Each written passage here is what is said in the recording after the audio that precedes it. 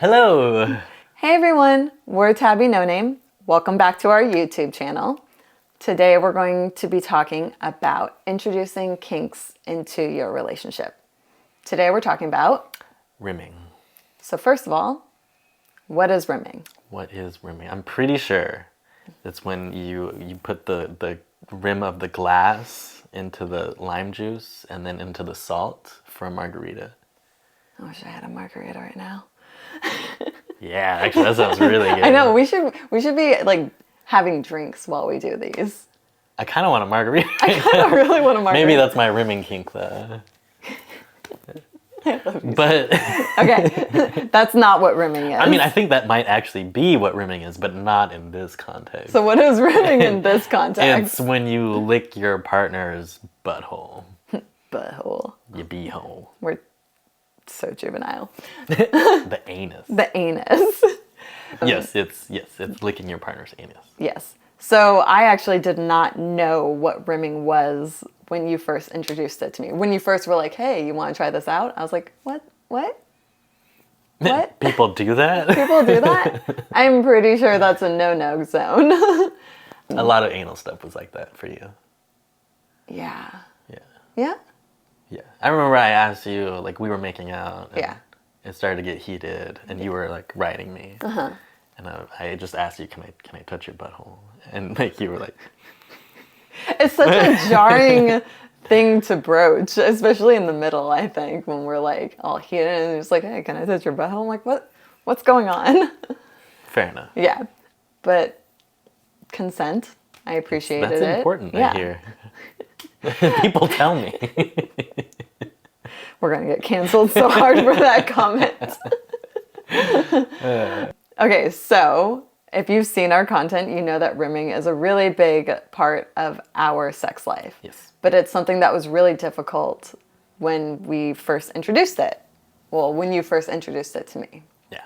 So we get questions all the time asking, like, how do I talk to my partner about this? Or how do I bring up this topic that I really love and enjoy to my partner so that we can love and enjoy it together? And so we thought we'd talk about our experience with introducing rimming into our relationship. Because again, it's something that we love to do and is such a big part of our sex life. But that was really tricky at the beginning. Yeah, it took a long time. Yeah. I know for a fact it took a year to where you would be, like, willing to do it. Yeah. I'm a little stubborn. But also, it's something I wanted to work at. So I think that's the main thing is, like, you have to have a partnership where both partners want to work at it. Mm-hmm. So what was it like for you at the beginning? Okay, so it's been my fetish for Ever? years. Not ever.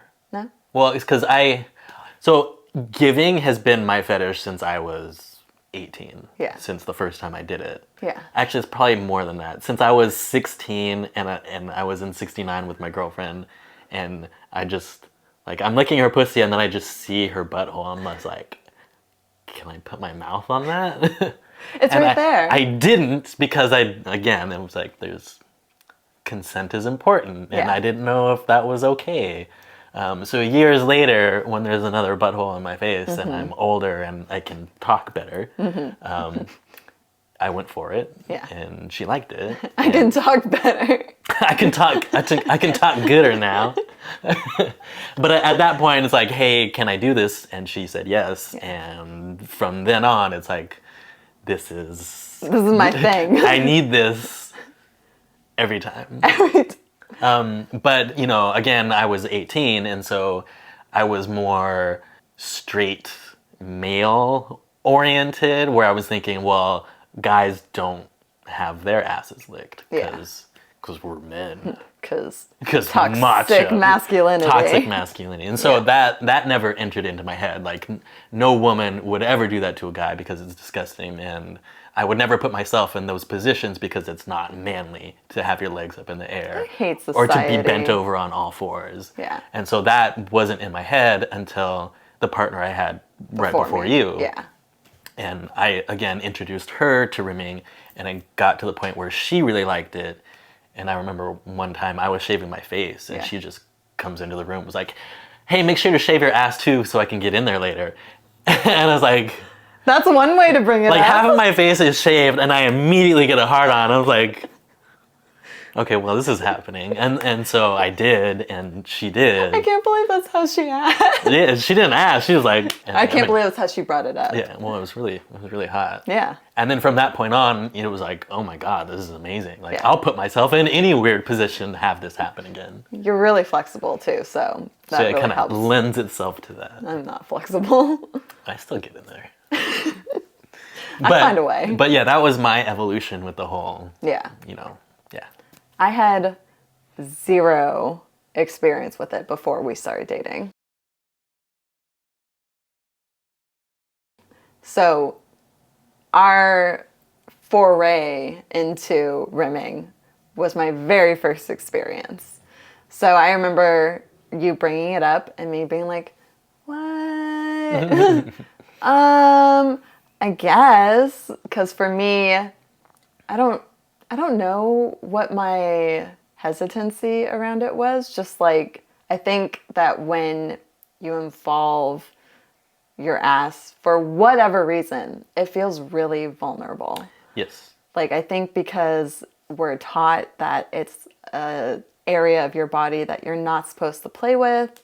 I think we're taught that it's like gross. I think there's a lot of shame around it. Yes.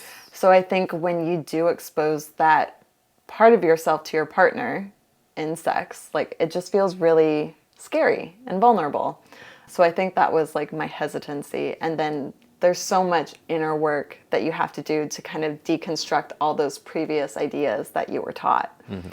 And then so for me, it took a while to work through all of that and to get to a point where I enjoyed it, because it was hard to enjoy before I worked through all of that. Like, I didn't mind doing it before that because I knew how important it was for you. Well, and even before I even brought up the topic of you giving it to me, Yeah. I asked you if I could do it to you. Yeah. And we spent several months just like, You doing it to me? yeah, just trying to get you on board. Yeah. Because at first it was like, I'll do it because you like it, but you didn't really get anything out of it. Mm-hmm. And then over time, it became clear to me as I'm down there that's like, she likes it now. Yeah. She's getting something from it. Yeah. I think I find it really relaxing, actually. Like, I think that it's a really soothing thing for me. Mm-hmm. But I think you find it super exciting. It's both. It's both. And I find it a little exciting. I don't find it, like, exciting the way you do.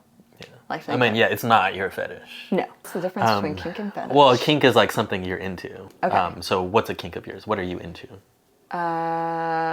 Like, you like it when I'm rough with you. Yeah, I like it when he's rough with me. But you don't need me to be rough to feel satisfied. No. Right. I need, at least at some point, to be rimmed or to rim to have sexual satisfaction. Yeah.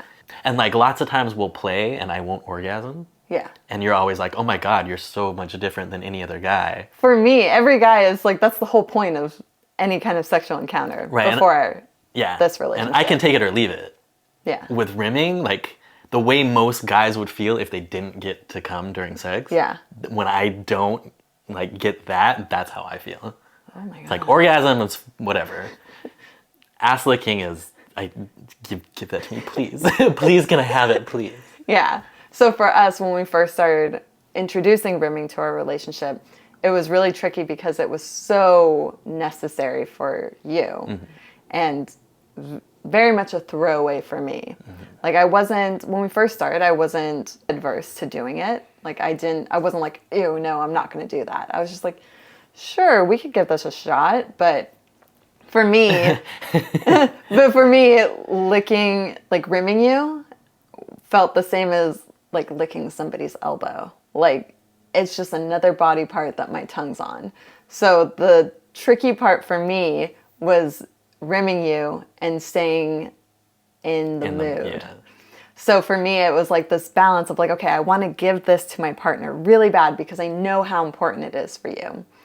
And I want to do that, but I don't want to lose all of my sexual energy.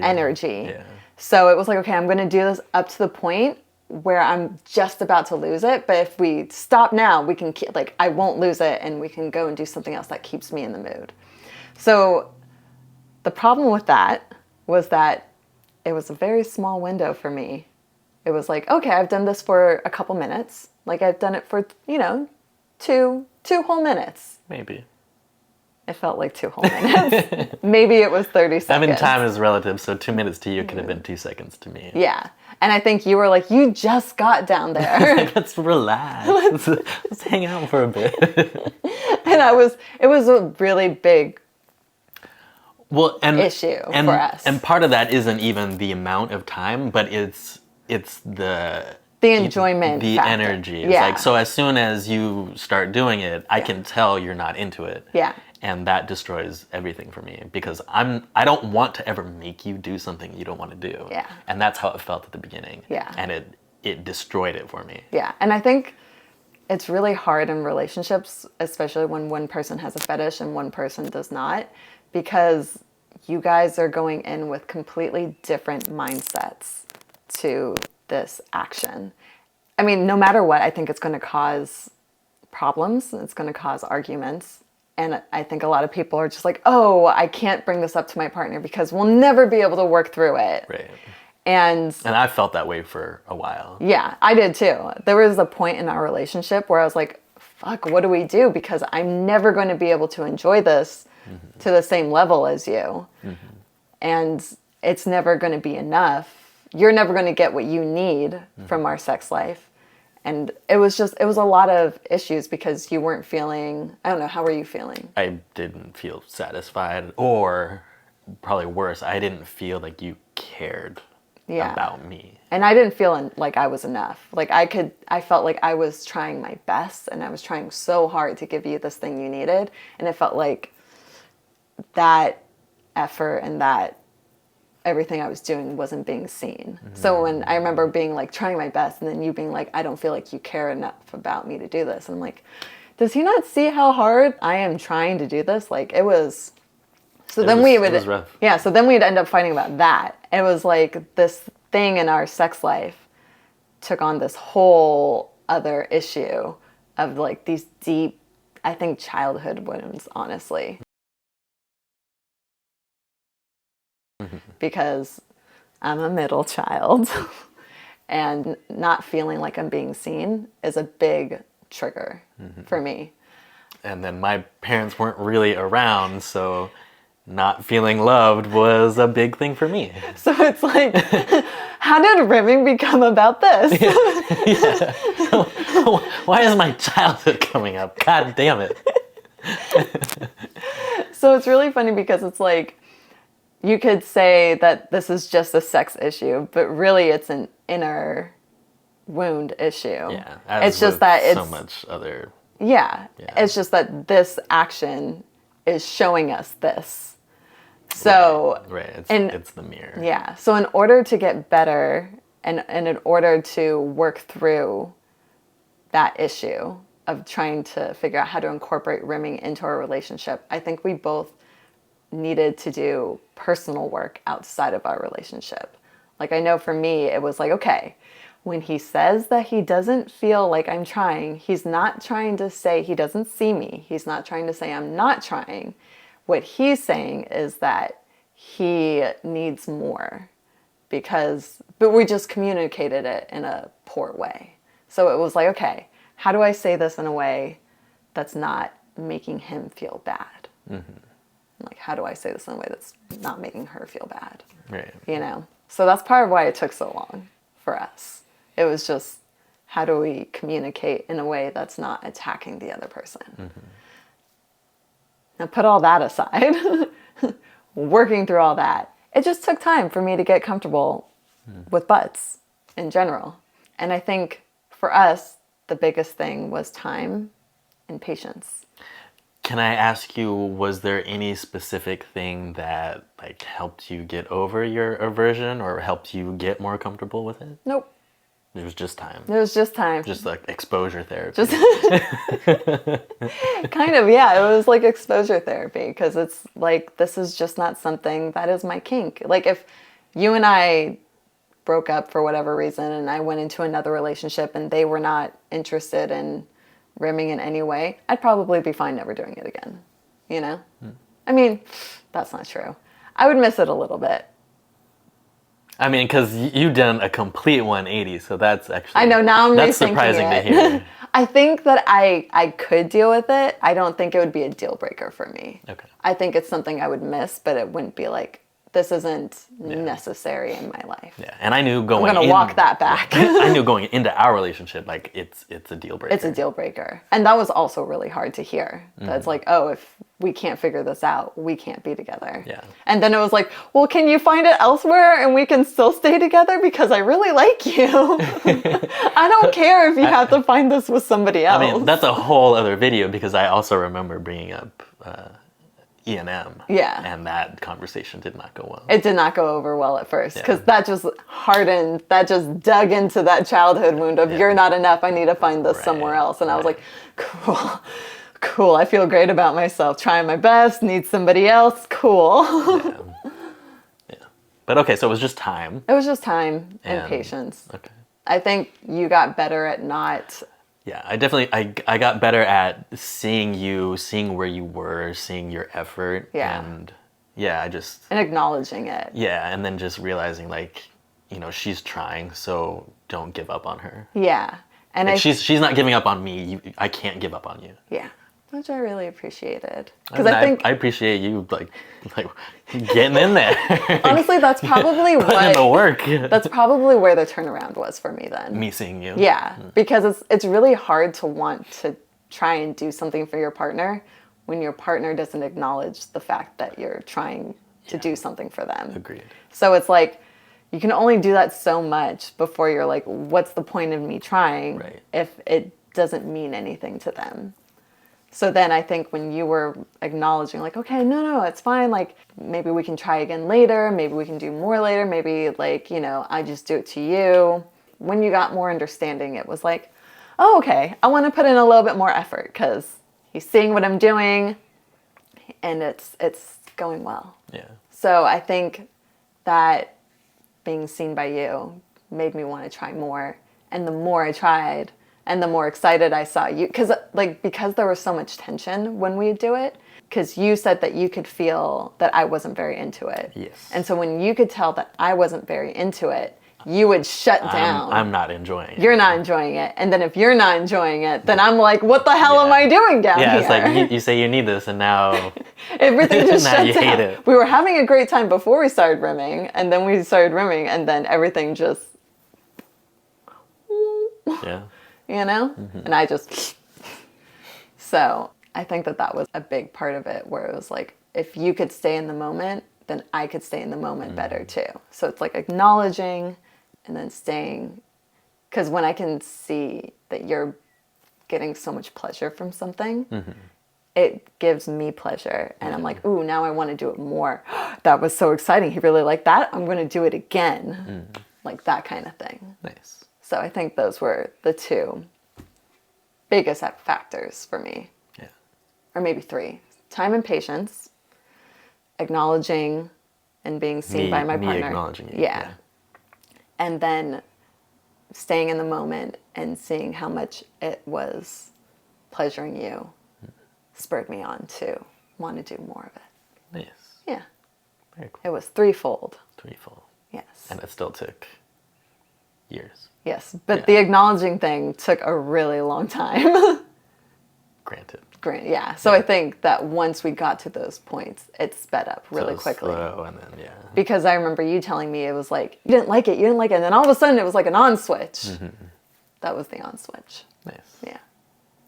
Cool. Yeah. All right. So wait, so let's go over like, if you want to bring this into your relationship. So if you want to bring it into your relationship.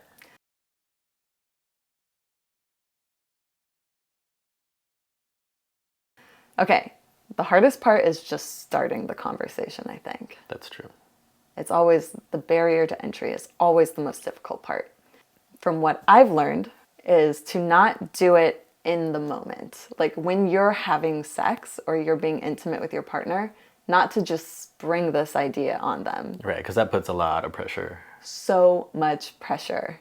And it can totally take your partner off guard. It's just like, wait, what's happening? We were doing one thing and now you want to switch it to another thing. Well, and even still, I waited, because I would rim you. Yeah. And I waited maybe a year until I knew that you were into it. Yeah. To even bring up the subject of you doing it to me. Yeah. And I did that via a sex session. That's right. So it was like a really super hot sexting session because you were in New York. I was. And so we haven't seen each other in weeks and we're just like going at it like, oh, it was so hot. Oh my God, I remember this. And like you mentioned something about a fantasy or whatever, and I'm like, I think I was asking you like what your biggest fantasy was. And I'm like, okay, I know she's in the mood. I'm totally in the mood. Like we haven't connected in so long, so it's like, this is my chance. The sexual tension was high. It was so high. And so I'm just like, I'm going for it. And I said, I want you to kiss and lick my ass. And I sent it. Dead fucking silence for minutes. And I'm just like, oh no, I blew it. Okay, so for me, I get that like we're going back and forth. It's text. It was hot. It was a hot volley. It was hot. And then I got that and I was like, I gotta come up with something to say faster. How do I respond to this? Because I think for me, again, it had never been brought up for me to do it to somebody else. And you had been licking my ass at this point? Oh yeah. Okay. I have zero recollection of the timeline in that regards. But you were much more in tune with what was going on because you were the one doing it. I was just along for the ride. Yeah, I just remember getting the text and I was like, I'm not opposed to it, but what do I say? Like, because again, not my thing. So I don't know how to respond to something in a sexy way when I don't It wasn't find sexy. it super sexy. I don't even remember how I responded. You said something like, yeah, that might be something I could do sometime. And I was like, okay, let's wrap it up here. And I think we actually did stop sexting after that. Did we really? Yeah. I think we kind of went into vanilla mode and then we just said goodnight. Yeah. Well, it was late, you know. Well, especially, it was later for you. It was later for me. My brain wasn't fully on. I was like, how do I respond to this? Yeah, we could give that a shot. But I think since that was like the first broaching of the subject and it was shot down essentially, like I don't think I brought it up again for a while afterwards. That makes sense. Oh, I feel bad. Whatever. We're good now. Yeah, we're very good now. We're really good at it. But again, so I think the biggest hurdle is just bringing it up. I think the best thing to do is to do it outside of sex. Because even though we weren't together and being sexual, we were still in an intimate space. Right. So I think that made it jarring for me. Yeah. And then again, it's when you're being intimate with somebody, your emotions are so high and you're already being vulnerable with another person. So if you're going to bring something up, if it doesn't go great, you're super exposed and that's going to hurt that much more. And it's going to be really hard on both sides to like recover from that because I fucked up and it's like, how do I come back from the fuck up in a way that you believe and trust? And from the same, space, like I fucked up. I completely shut her down. Yeah. So bring the topic up outside of sex and go to your partner and be like, hey, there's something I would really like to discuss. Do you have the time and mental space to have a conversation right now? So I remember we started doing that. And I think the next time I had the courage to bring it up to you, I think I showed you like pictures that were like, I thought were like tasteful. And it's like, because like a lot of porn is like, it's gross. It's so gross, you guys. And I think that was another thing. Like anytime I saw it, it was very like, it's like degrading. Yeah. And it seems very like I don't know, in a lot of like mainstream porn, it seems like they do it because it's dirty. Yeah. And that's the only reason. Like it doesn't seem like anybody's enjoying it and it just makes me feel icky. Yeah. So when I would come across things that were more tastefully done and that actually looked sexy and sensual, it's like, okay, it is hot. okay, Find now, a black and white photo. Yeah, how that's do I? Gonna make it. That's art. That's art, baby. So it's like, how do I show her that it can be different than what she's probably thinking? Yeah.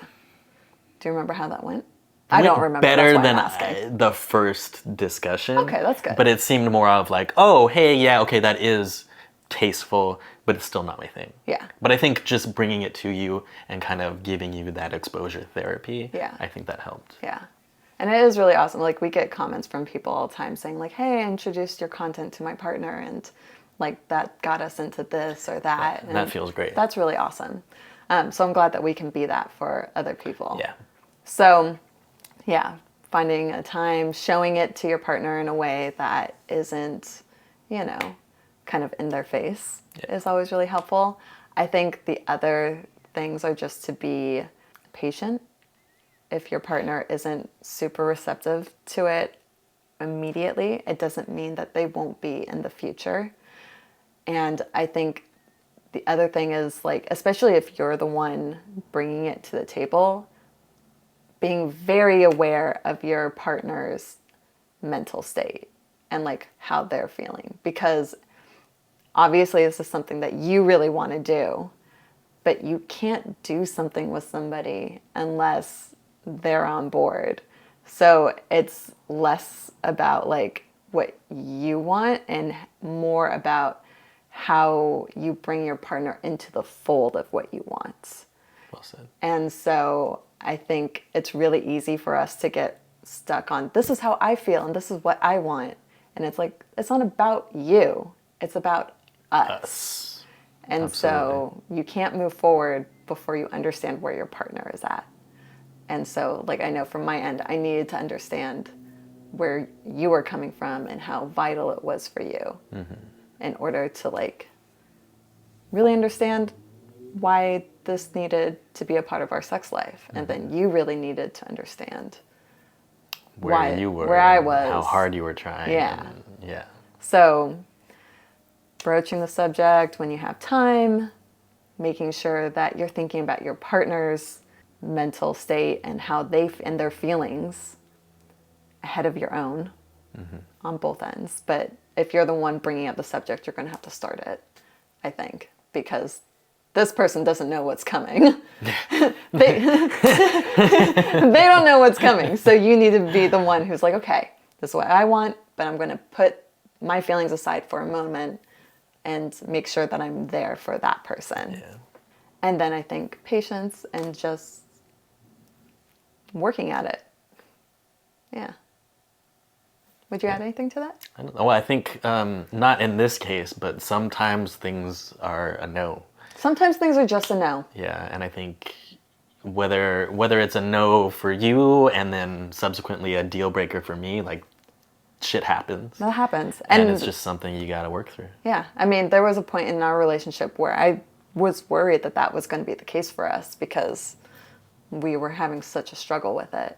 But just because it doesn't work out within a week or a day or several months or a year. Or two.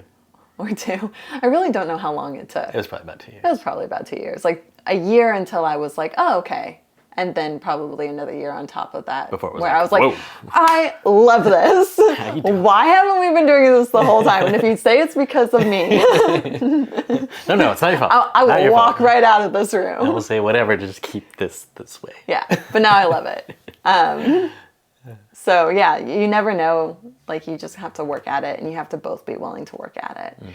And then again, like you said, sometimes it's just a no, and that's a really hard thing to work with. But it's better to know. it's better to know. You don't Yeah. want to be in a relationship where you're not getting what you need from it, whether it's sexually or emotionally or, you know, whatever the case may be. Yeah. Oh. And then that also goes, that's when you're talking about monogamy too, Yes. as opposed to ENM relationships. Right. So And we'll talk about that later. we'll talk about that in another video. So this was maybe a little all over the place in terms of how you introduce kink But I think / rimming. The sexuality is such a broad spectrum that I think it kind of has to be all over the place. Yeah. It's never a linear thing. And I think, again, that's another thing with progress when you are working and getting better at something or introducing something to your relationship. It's not like, oh, you introduce it and then you slowly get better at it over time, or you slowly enjoy it more over time. It's like, no, sometimes you're in different moods. So it's like, ooh, I'm really into it. Okay, now I'm really not into it. Now I'm really into it. If you go near my ass, I will punch you. Like, it's all over the place. Yeah. So Thanks for watching. yeah, so thank you so much. I hope that you got something from this video. If you would like to see more like this, make sure to like and subscribe. And if there's any other kind of topic that you would like us to talk about in depth when it comes to our relationship, make sure to leave a comment and let us know. Yeah, let us know. Yeah, and we'll see you next time. Cool.